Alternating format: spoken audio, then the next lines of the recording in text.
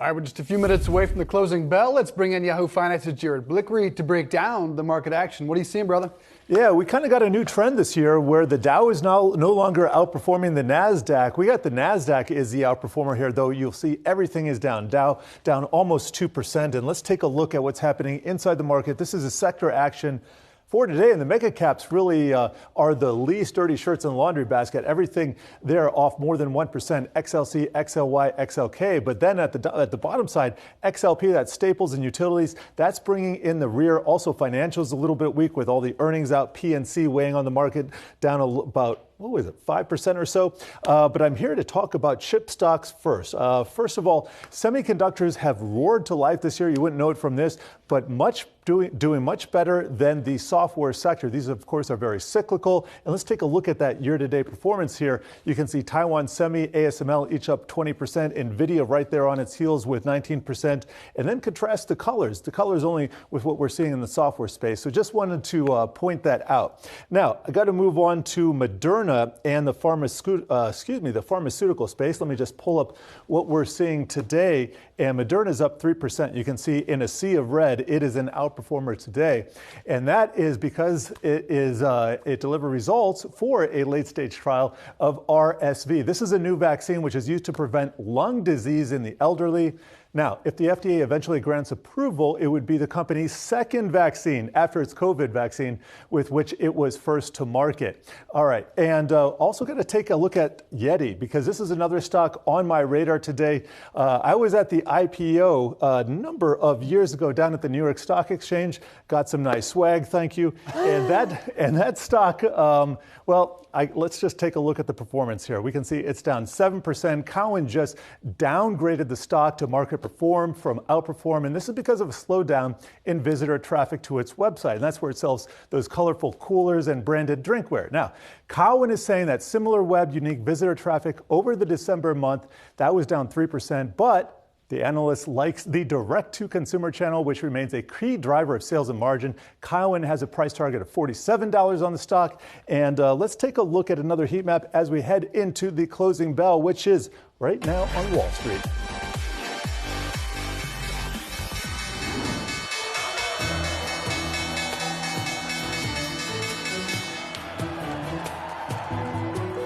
All right, that marks the end of the trading day. All three of the major averages closing in the red. The Dow off 614 points, right around the lows of the session. Look at the S&P off just about 1.5%. The NASDAQ off just over 1% as well. We're taking a look at some of the biggest movers of the day. We first want to take a look at the worst performing sector, and that was consumer staples. Taking a look at that drop, retail sales data coming in for December, worse than expected. You're looking at XLP consumer staples sector off nearly 3% today. Kraft Heinz is a top trending ticker on Yahoo Finance, one of the worst performers in that segment today, finishing off just over 6%. And Dave, the theory here is that drop that we're seeing in December sales, what that means for consumer spending going forward. We know so many of these consumer staple names were able to pass along higher costs to the consumer over the course of 2022, when we certainly did see a resilient consumer. So as a recession looms, potentially the fact that the econ landscape is getting worse, they might not be able to pass along that higher price.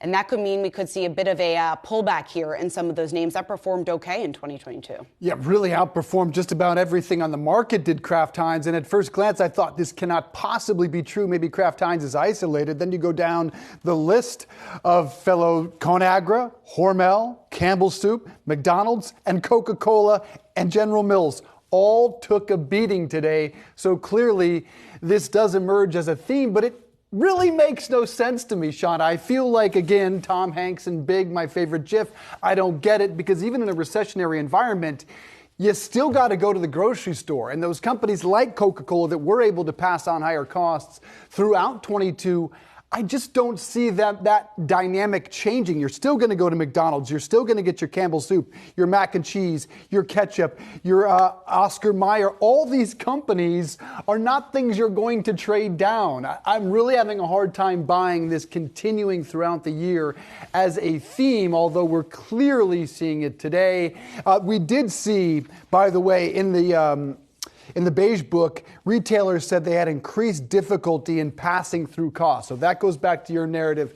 The only explanation is they're going to have to trim their margins somewhat. Yeah, exactly. And what that pressure will look like on margins in the coming quarters. And then, of course, given the valuations today, I think that's some of the reason why we're seeing such a big drop in some of those stocks this afternoon. Microsoft shares finishing the day lower after the company announced it would be laying off about 5% of its workforce. And you can see shares down about 2%. Generally speaking, when we have the narrative of trimming headcount and cost cutting, you'll see investors cheer that news. Not the case, of course, because this is more of a macro look at what's ahead for big tech, and it could be a rough at least quarter or two, although Dan Ives, just a short time ago from Wedbush, told us he sees a great environment by year end for big tech, including most FANG stocks, the potential for a 10% increase. But in the short term, very difficult environment for companies like Microsoft, and it won't be surprising if we're going to see another round of layoffs.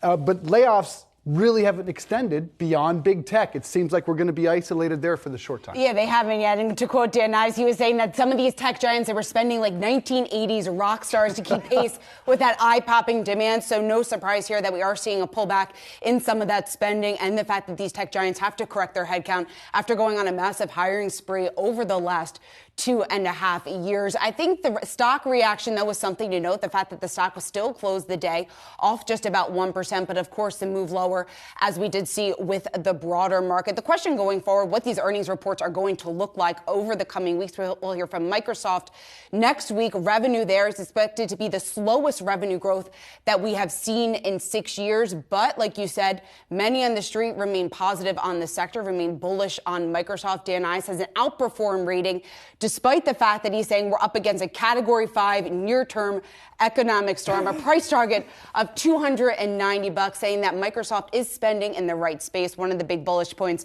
that he made was he likes the move that they had, the partnership that they have with ChatGPT, and thinks that makes a heck of a lot of sense. Really enhances their cloud play. He was very colorful in the jacket and very colorful in the narratives as well today. Just another one of those companies that ramped up hiring way too high during the pandemic, up 22% in 1 year and up 75,000 from 2019 levels. Just got to trim back to normal. All right, let's take a look at Party City, because shares halted today after the company filed for Chapter 11 bankruptcy prior to the opening bell. But the party, it isn't over just yet. Hopefully, the specialty retailer planning to keep operating over 800 stores in its online store as part of its turnaround strategy. Now, this restructuring plan, it calls for bondholders to swap their holdings for equity in the reorganized company. Also calls for existing stock to be canceled. No recovery for shareholders. This, of course, has to be approved. But the listed assets, Dave, $1 billion to $10 billion, and then liabilities in the same range there, $1 billion to $10 billion, really just speaks to the position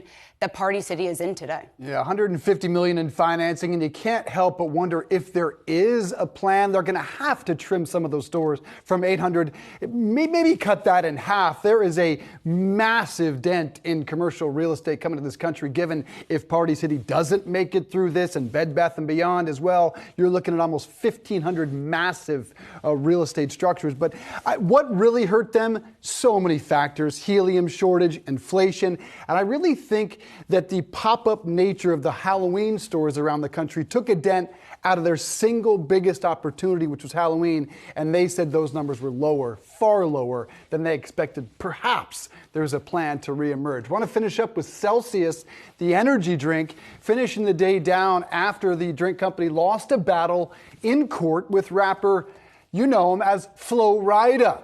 A jury awarded Flo Rida $82 million in damages after he alleges Celsius breached an endorsement contract tied to the company's revenue that dated back to 2014.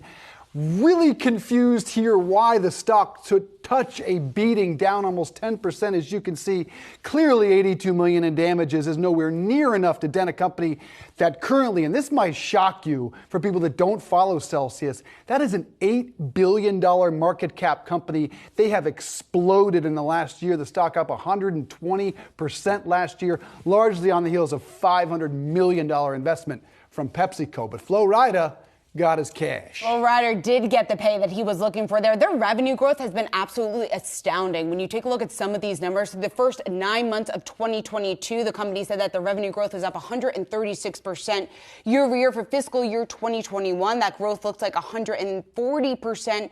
2019 up 74%. You talk about the massive upswing that we've seen in the stock, certainly can be backed up by this revenue growth. And you got to question whether or not growth like that is going to be sustainable. Sustainable? Yep. I start most of my days with the Celsius, man. It's good stuff.